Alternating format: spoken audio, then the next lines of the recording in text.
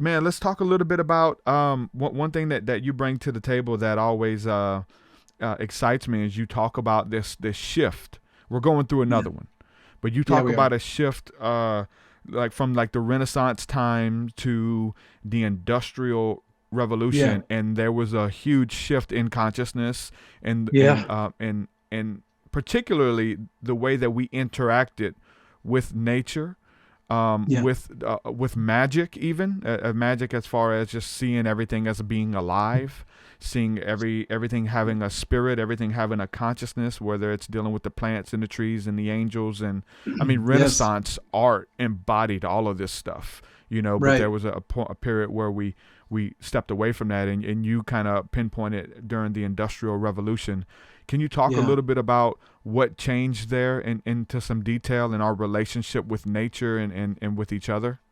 Absolutely. And I tell you, this is like, I'm real serious about this, right? And Yeah. I joke whenever I do conferences that if I could get away with this, this would be the only thing I would teach when I would go speak.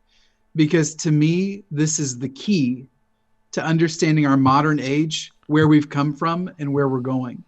But the problem is that it can sometimes bog down a little bit philosophically and academically, and it's like you'll lose the room if this is all you did, you know. So you have to talk about other things. But if I could get away with it, this is all I would talk about. And again, you have to give credit where it's due here. I would not have understood this again if it weren't for the work of Owen Barfield, who I'd never heard the scientific revolution described until I read his book, Saving the Appearances. And then that again gave credence to everything that I was experiencing in my own life. But I mean, like in a nutshell, 400 years ago, everything changed. And we don't even know it. It changed things so completely that it actually erased our memory of where we had come from. And so for 98% of human history, we're talking, if we're just going to go on a biblical narrative, 5,650 years of human history, and every single person that walked the earth took it for granted that everything that they sensed in the cosmos, that wasn't the end of the story, that everything had some kind of spiritual being that was personifying it, inhabiting it. That, if you saw a planet or the sun or the moon or a tree or a rock or an ocean, or you felt a virtue like generosity or courage, that those were simply representations of that spiritual reality, those spiritual beings. And everybody took that for granted. Like it would just never occur to them that there was some other way to see the world.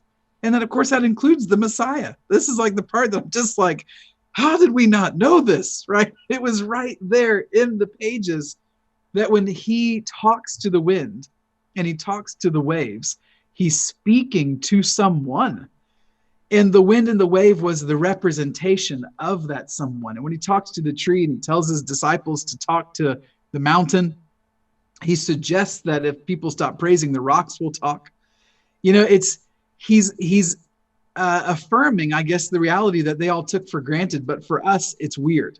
Mm-hmm. And it's only weird because the world went through this scientific revolution. And I'm going to do everybody a favor that listens to this right now. I'm going to spare you from reading Owen Barfield's book, Saving the Appearances, because it is a difficult task to get through that book. He did not write it with any of us in mind. Um, so it's dense. It's very dense. But here it is in a nutshell. What happened in the scientific revolution is our math got good, and people that were natural philosophers that were looking at nature and the cosmos, we've always been trying to predict how nature will behave. Could we predict the next eclipse? Could we predict why the waves work the way that they do? I mean, it's just always been human pursuit, because we were always thinking we'd like to know what those spiritual beings are doing. So if we could predict the motion and the behavior of the objects in nature, we would have a better idea of those spiritual beings, right? So that was always the idea. And we'd make models to kind of describe what they were doing. In the 1600s, we had Newton, Copernicus, Kepler, Galileo. All of their work spanned, over 100 years or so. It did this. It said, if we can create a model that explains the behavior of nature seemingly without error, then that's all the truth there is to know.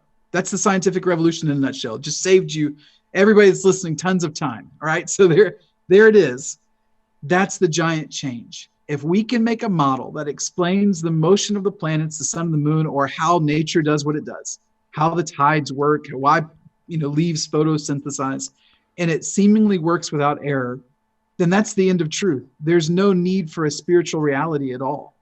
And so that cut off from our consciousness what 98% of human history took for granted, that there's this spiritual being reality in all of the cosmos and every aspect of nature, both the tangible matter stuff and then the intangible things like virtues, that it was all spiritual. The effects of that are crazy because you can see what it did. It changed the idea that the cosmos was a spiritual place like a temple, and it changed it to the idea that the cosmos was a machine and that it's just about input, output, input, output. Mm-hmm. There's nothing behind the curtain to even participate with anymore. So you understand the sun is an object, you're done. You understand the tree is this photosynthesizing thing, you're done. You understand that mountains are made up of, various rock, and that's just elements and minerals and compounds, you're done. That's all the truth there is. There's no personality to engage with. Now, obviously, I don't think that's the end of where the story should be, or we wouldn't be having this conversation today. It wouldn't be anything to talk about. It would just be like, well, that sucks, Now, everyone else had all the fun. They got to live in this Narnia-like world, and here we are in this empty machine industrial thing that doesn't have any life in it or meaning in it, and that's what happens when you take spirit out. You end up taking meaning out. I tell my students this, I teach, or I did, I'm taking a sabbatical this next year, but I did teach philosophy to high school seniors.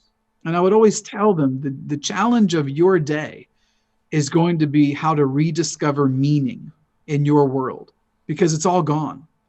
It's gone as we took spirit out of our world. When you're left with objects, you're left with meaninglessness. And so the thing I'm always pointing everyone to is that Romans chapter 8 moment where Paul says that all of creation, the entire cosmos, is groaning, moaning, waiting for the sons of God to be revealed, because when they're revealed, they can free the creation. And to me, that looks like renewing it. That looks like bringing all of what we had lost back into the picture. We're not going to go backwards because that's not the way forward. It's never backwards. But the way forward certainly isn't the direction we're going either. It's got to be some newly charted course that brings back into our consciousness that spiritual being reality was real, or we kind of have to discount 98% of human history. And then the trouble with that is that's when the Gospels were written too, so you can't do that, right? You have to know that they're telling the truth. They were just seeing kind of a different part of the world than we see today. So that's it in a nutshell right there.